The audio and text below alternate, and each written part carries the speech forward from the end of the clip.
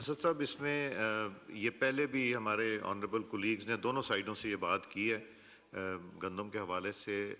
आज मैंने राना तनवीर साहब को फ़ोन भी किया था और वो मेरा ख्याल है पास्को से ही मीटिंग करके तो यहाँ तशरीफ़ लाएंगे। जब वो आएंगे तो हम उनसे पूछ भी लेंगे। जी कादिर पटेल साहब, point of order. Thank you sir, बहुत शुक्रिया आपका। जो गुफ्तगू हुई उसी के तनाजुर में मैं चंद गुजारिशात पेश करना चाहूँगा।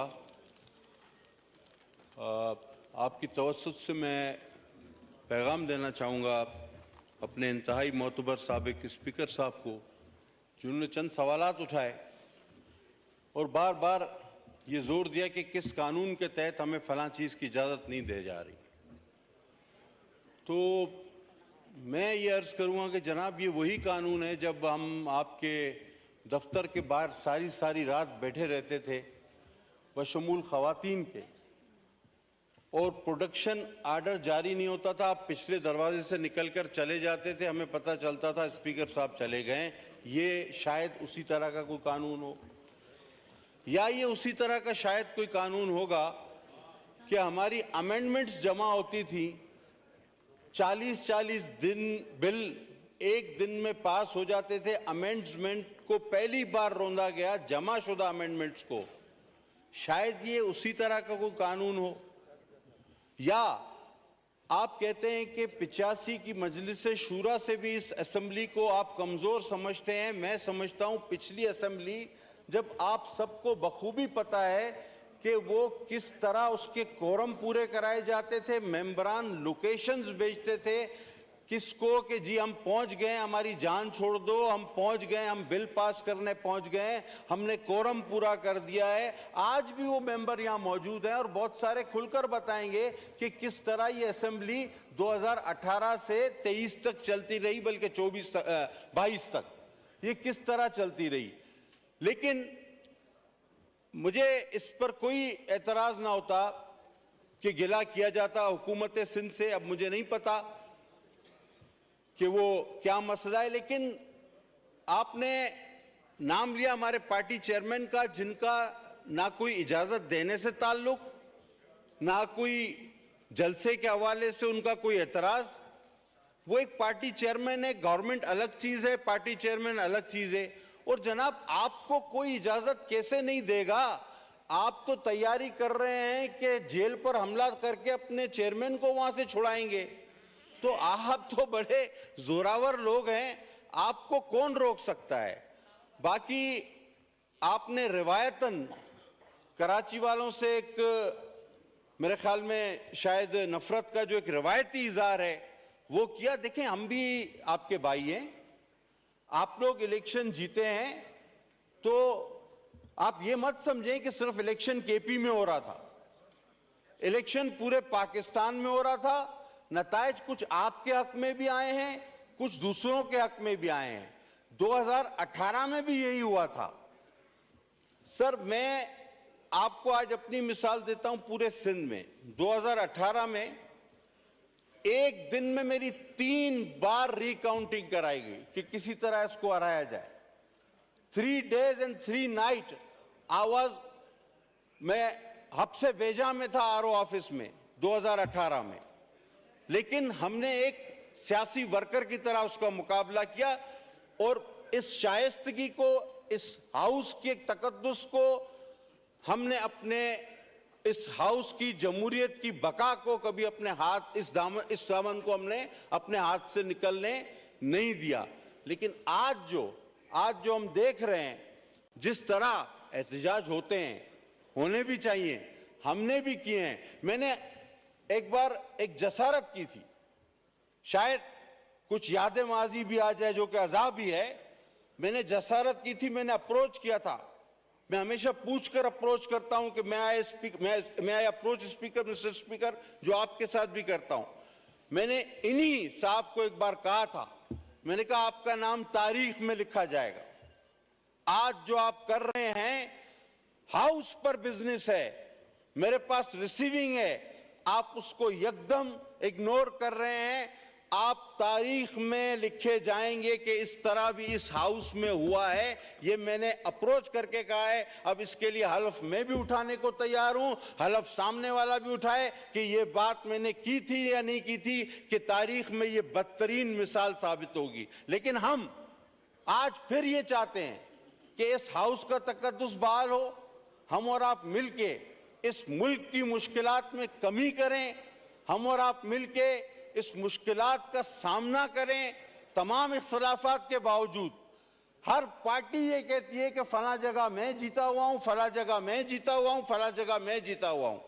अब आप अगर ये समझते हैं कि सारी जगहों पर आप जीते हुए हैं, तो फिर आप ऐसा करें मेरे भाई कि आप की सारी सीटों पर अपने लोग बिठा दें, और जो आपका एक ख्याल था प्रेसिडेंशियल फॉर्म ऑफ गवर्नमेंट या अमीरुल मोमिनीन को लाने का, कि जिसके लिए आप इस्लामी टच और इस्लामी टच की बातें कर रहे थे, वो आप कर लें।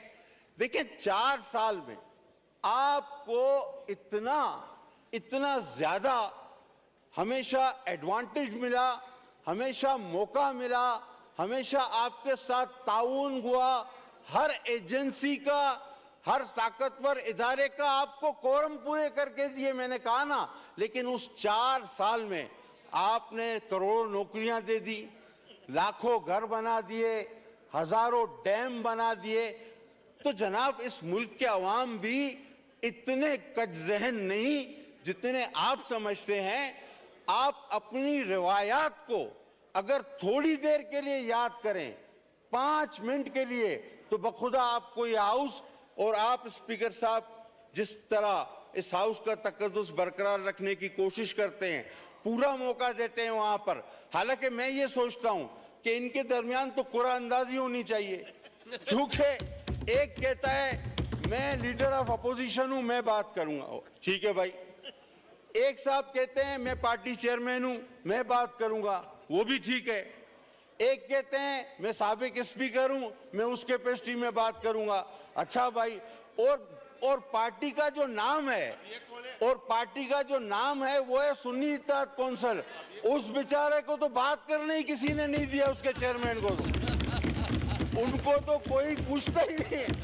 अभी मैं ये हैरान हूं कि ये पार्टी कौन सी है। अच्छा, अब आपको एक सर मजेदार बात बताऊं। हमारे इस नए चेयरमैन साहब ने एक बात की।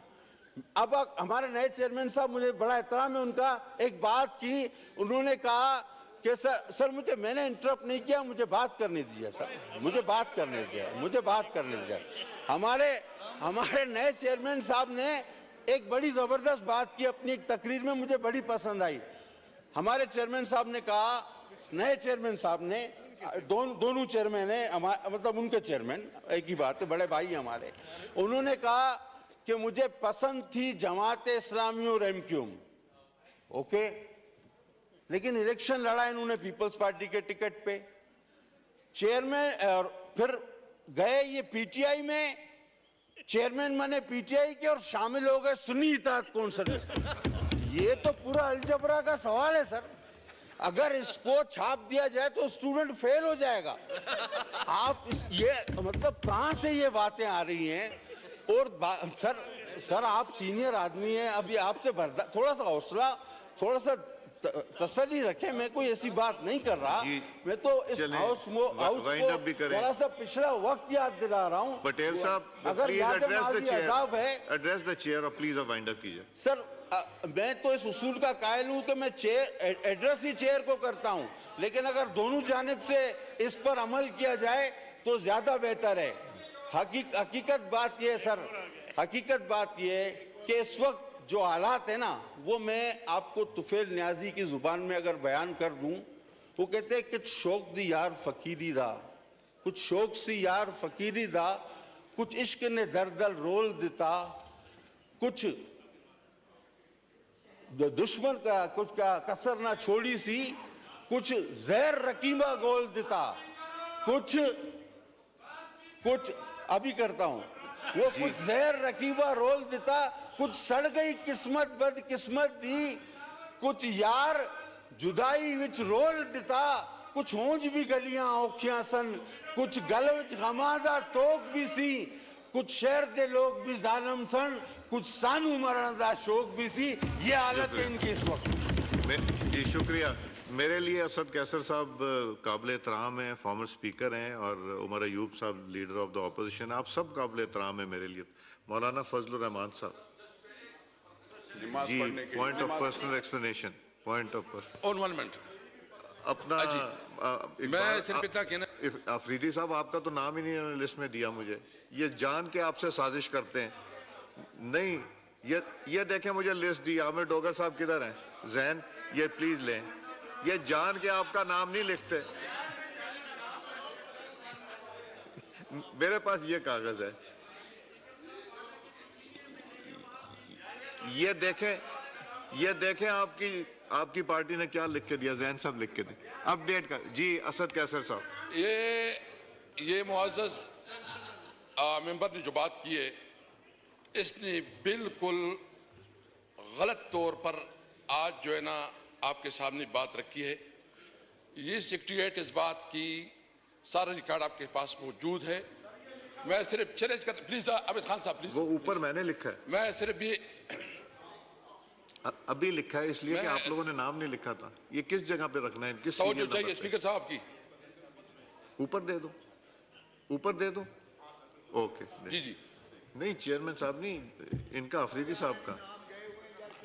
आप प्लीज इनसे कहीं लिख दें यहाँ पे किस जगह पे बोलना है आपने। जी जी, मैं सिर्फ इतना कहना चाहता हूं, रिकॉर्ड आपके पास मौजूद है। मैं चैलेंज करके कहता हूं कि जितनी प्रोटेक्शन ऑर्डर मेरे दौर में इशू हुए हैं, पूरी तारीख में देख ले कितने हुए हैं। सेनेट में आपका इस वक्त चेयरमैन है, हमारे लोग जो है ना इस वक्त जेलों में हैं, सेनेटर चेयरमैन जेल में है। बताए, जरूरत करे कम से कम उसकी प्रोटेक्शन ऑर्डर इशू करवाए। आपका नाम नहीं लिया, रहने दें पटेल साहब रहने दें। 2 सेकंड तो हो भी गए जी। पटेल साहब 2 सेकंड सर, आज देखें इन्होंने खुद एतराफ कर लिया, कहा सबसे ज्यादा प्रोटेक्शन ऑर्डर मैंने जारी किए, मतलब सबसे ज्यादा लोग भी इनके जमाने में बंद हुए। अच्छा जी, मौलाना फजलुर रहमान साहब मोहतरम, वो हर